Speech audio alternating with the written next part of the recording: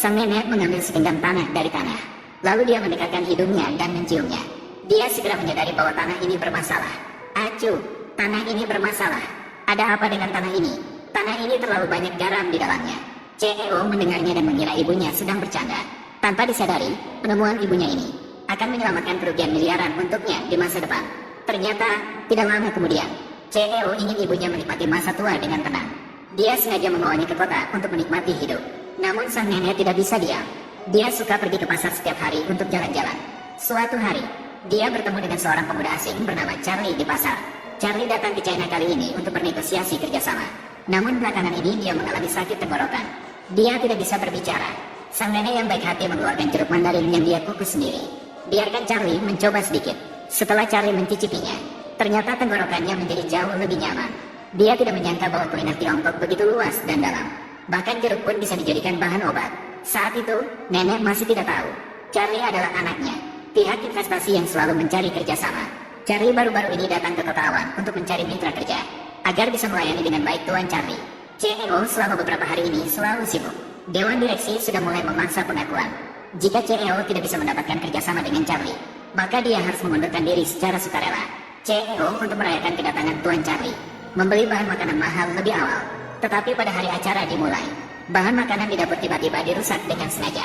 Sekarang sudah terlambat untuk pergi membeli secara mendadak. Melihat jeruk di keranjang ibunya, CEO memutuskan untuk mengambil risiko, meminta ibunya memasak untuk Tuan Charlie dengan jeruk. Seperti pepatah, gajah tak terlihat, pengorbanan besar. Yang paling sederhana juga yang paling sulit. Masakan rumahan ibu mungkin bisa memberikan efek yang tak terduga. Hasilnya sesuai dengan perkiraan presiden. Setelah mencicipi masakan jeruk yang ibunya buat, dia sungguh memuji masakan itu. Dia ingin bertemu dengan koki secara langsung.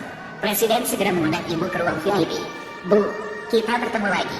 Oh, benar-benar kamu, anak muda, kamu ya?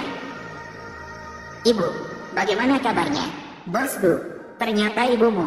Ya, sebelumnya, saya mengukus jeruk dengan garam, menyembuhkan sakit tenggorokannya. Mom, anak muda ini bahkan meminta saya mengajarnya cara memasak dengan jeruk.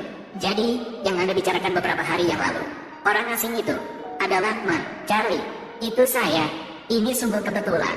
Mar Charlie berencana untuk berinvestasi dalam proyek pertanian di Cloud City. Tuan Charlie bersiap untuk berinvestasi dalam proyek pertanian di Cloud City. Dengan hubungan antara ibu dan Charlie, Presiden merekomendasikan Charlie industri penanaman jeruk di kampung halaman.